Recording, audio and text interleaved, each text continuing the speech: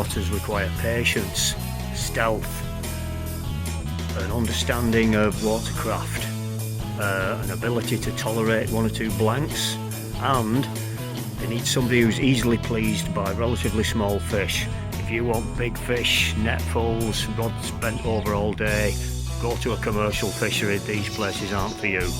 But if you enjoy a challenge and get some enjoyment out of overcoming challenges, these are the places for you. Thank you.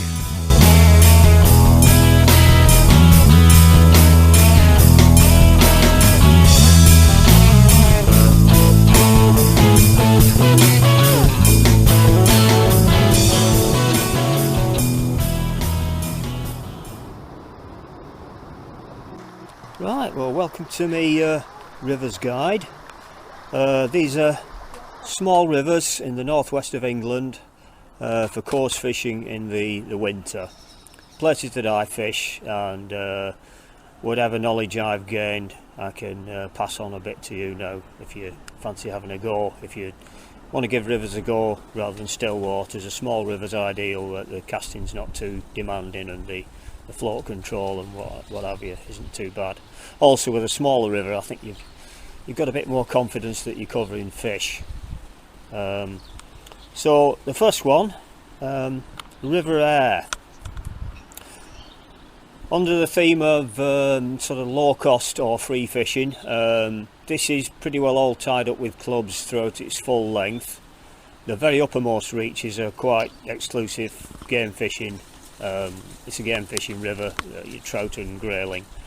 When you get to Skipton, the club water starts, and there's some very reasonable fishing to be had, both for trout, grayling and the main coarse fish species, especially pike, I believe.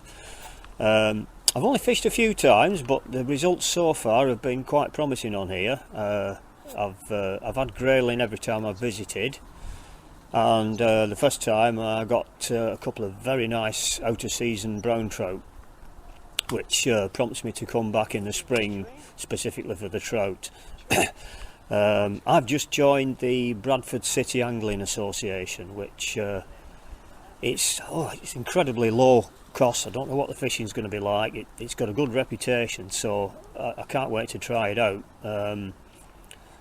But I think I paid £59 for my first year. That includes an entrance fee, which in itself is quite reasonable. Now next year that's going to come down, because £15 of that was my entrance fee, and furthermore next year I'll be 65, so I'll be paying the pensioners rate for the sub. I think it'd just be 30 odd quid basically, which when you think of that, you could have, I don't know, 30 or 40 sessions in a season, and it works out less than £1 a go, which is almost free fishing really, for club quality fishing.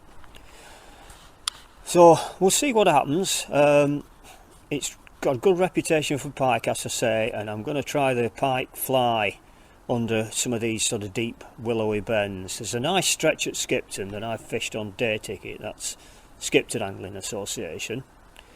A lot of that water is shared with the Bradford City, and I found a nice stretch with some lovely shallow runs and glides, which are very suitable for either fly fishing or trotting with a stick float for grayling. 3-4 feet deep glides, nice and lively water, which you really need that approach sometimes, because it can run very, very clear indeed, especially in winter. And I think that bit of lively water just gives you that little bit of cover with a sort of shy biting fish. Yeah, some nice shallow runs and glides. There's also some mysterious deep dark pools, which I'm sure must hold some monster pike, if you can catch them. And I intend to try the pike fly for the rest of this winter under some of those places. I've had an hour or two with thrashing the pike fly around. I've not touched anything or moved anything yet, but I'm sure it's only a matter of time, and I'll soon get latched into one. Nothing quite like river pike on the fly. They really fight. And I know it's not really a northwest river.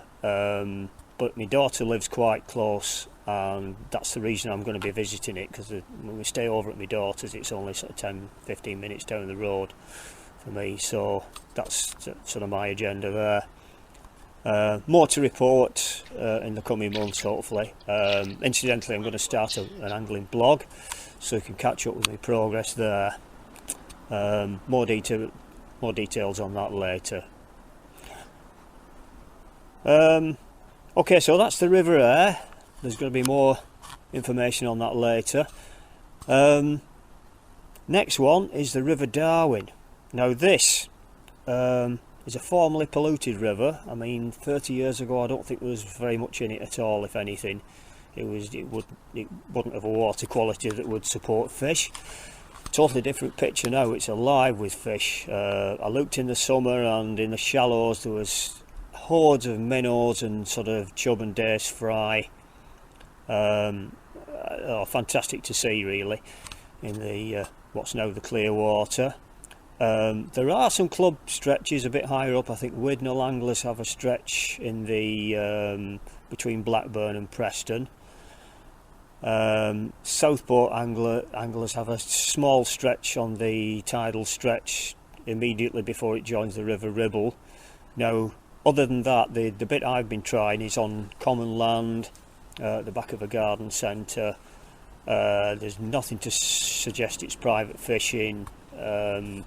You've got to be careful on this. Free fishing, there isn't really such a thing. Everybody or somebody owns every bit of fishing in the land. Every stretch of riverbank is owned by somebody. Now, whether they exercise that right and enforce it or not is a different matter.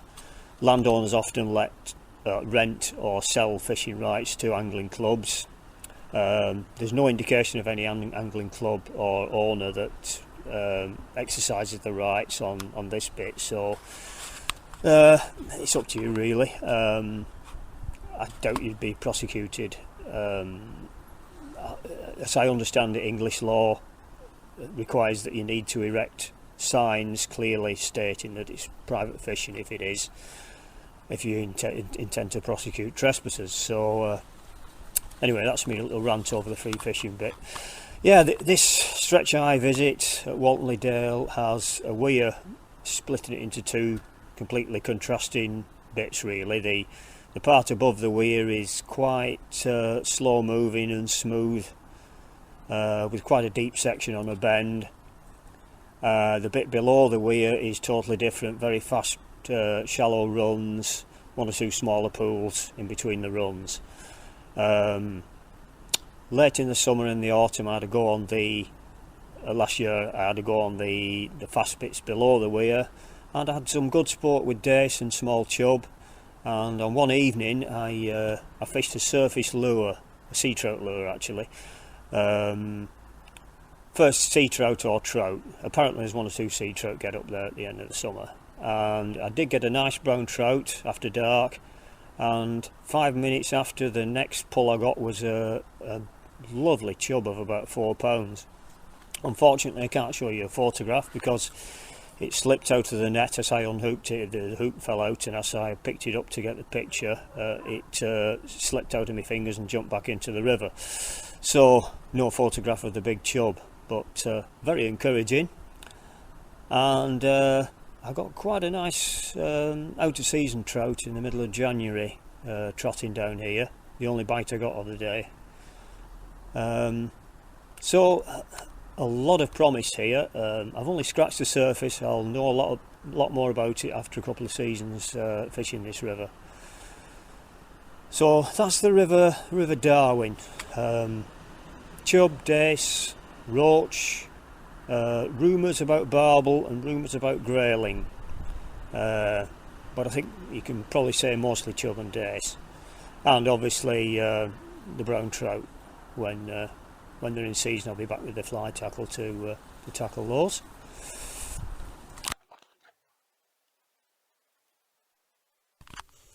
And last but not least, the little river Yarrow, a much smaller river than either the AIRE or the Darwen, but a great favourite of mine, basically because I live 5 minutes walk away, and it's just so handy for me. if I didn't go to work at all, I think I'd just be here all the time, to be honest. A difficult river for coarse fish, certainly not the same potential as the other two I've mentioned. It's not a bad trout stream, a lot of small trout, certainly no good if you want specimen trout. That's obviously in the summer months when they're in season. Coarse fish tend to be quite sparingly distributed in certain, there's little pockets of them, otherwise they're very thinly spread. And these pockets, to make it even more challenging, will change from year to year according to the winter floods. So you've got a bit of a challenge on just finding where the fish are a lot of the time. But what it lacks in potential for coarse fishing, it makes up for in scenery. I mean, this is a lovely spot, lots and lots of very nice stretches. All the more remarkable because it circuits a major town, Chorley, and it's only a stride away from housing estates and suburbia. Can get busy at weekends with dog walkers and people generally out enjoying themselves, so if you can find a nice little corner that's off the main path, it's often a good bet to try and do that. One thing we can put back into these places, because like I say, a lot of the Yarrow is free fishing, Duxbury Woods and Yarrow Valley Country Park are where I'd probably direct you to. There is some club fishing downstream, some private club fishing, but it's not really accessible, and I wouldn't have said very good really. One thing you can put back in, you can tidy up a bit of litter, take a plastic bag with you when you fish, and maybe spend 2 or 3 minutes just picking up litter from the banks around the swim you're fishing. If everybody did that, it'd make such a difference to our waterways all over the country, so please try and adopt that habit. And while I mentioned brown trout, contrary to what appears to be the attitude on a lot of Facebook pages and YouTube channels, brown trout are out of season in the winter, and even catch and release, you're not supposed to be fishing for them and catching them. Can't really avoid catching brown trout a lot of the time in these mixed fisheries, but if you do, maybe resist the temptation to keep them out of the water for a photograph. Slip them back quickly, and when I mean slip them back, don't throw them in off a high bank. And if you're using bread, you'll tend to avoid the trout, not always, but if you're fishing for chobe or dace or roach, bread tends to be a good bet. I don't usually use maggots on here nowadays because you get inundated with trout.